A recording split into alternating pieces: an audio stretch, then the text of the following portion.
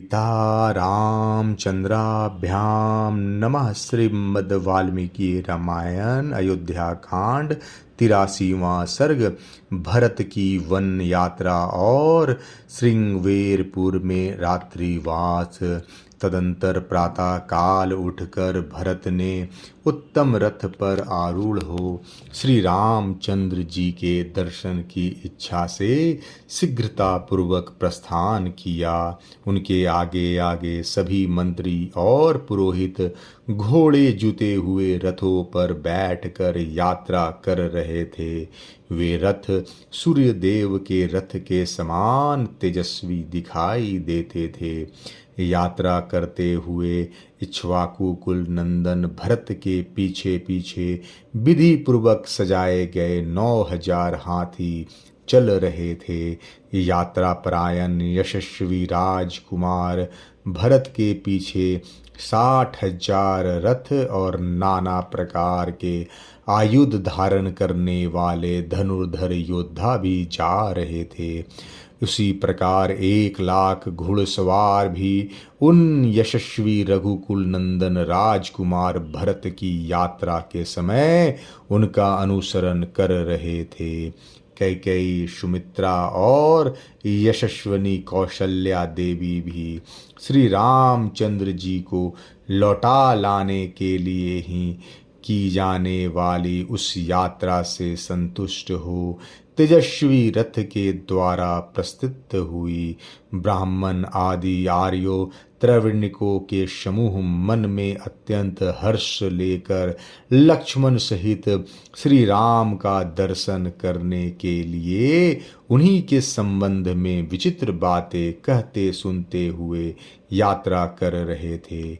वे आपस में कहते थे, हम लोग दृढ़ता के साथ उत्तम व्रत का पालन करने वाले तथा संसार का दुख दूर करने वाले स्थित प्रज्ञ श्याम वर्ण महाबाहु श्री राम का कब दर्शन करेंगे।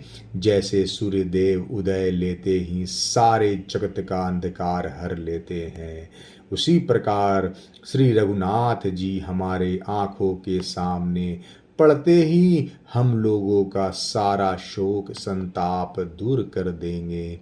इस प्रकार की बातें कहते और अत्यंत हर्ष से भरकर एक दूसरे का आलिंगन करते हुए अयोध्या के नागरिक उस समय यात्रा कर रहे थे। उस नगर में जो दूसरे सम्मानित पुरुष थे वे सब लोग तथा व्यापारी और शुभ विचार वाले प्रजाजन भी बड़े हर्ष के साथ श्री राम से मिलने के लिए प्रस्थित हुए।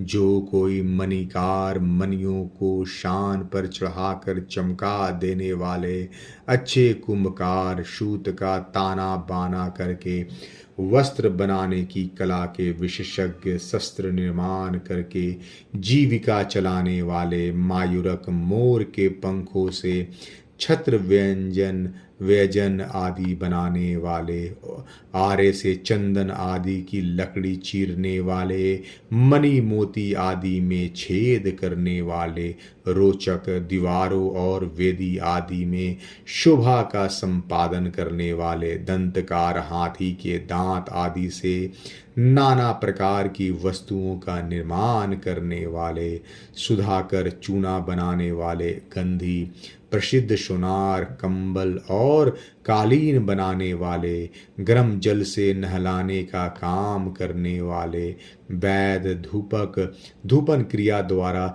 जीविका चलाने वाले शौंडिक मध्य विक्रेता धोबी दर्जी गांव तथा गौशालाओं के महतो स्त्रियां सहित नट केवट तथा समाहित चित्त सदाचारी वेद वेता सहस्त्रों ब्राह्मण बैलगाड़ियों पर चढ़कर वन की यात्रा करने वाले भरत के पीछे पीछे गए। सबके वेश सुंदर थे, सबने शुद्ध वस्त्र धारण कर रखे थे तथा सबके आड़ों में में तांबे के समान लाल रंग का अंगराग लगा था। वे सब के सब नाना प्रकार के वाहनों द्वारा धीरे धीरे भरत का अनुसरण कर रहे थे। हर्ष और आनंद में भरी हुई वह सेना भाई को बुलाने के लिए प्रस्थित हुई। कैकेयी कुमार भ्रात वत्सल भरत के पीछे पीछे चलने लगी।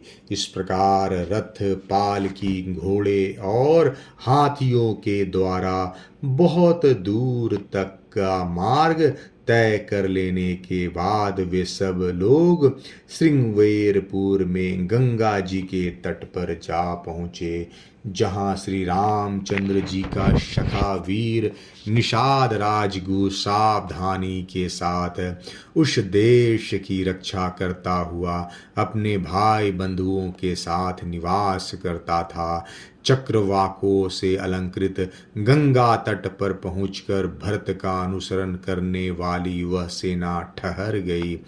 पुण्यशलील भागीरथी का दर्शन करके अपनी उस सेना को शिथिल हुई देख बातचीत करने की कला में कुशल भरत ने समस्त सचिवों से कहा, आप लोग मेरे सैनिकों को उनकी इच्छा के अनुसार यहाँ सब ओर ठहरा दीजिए।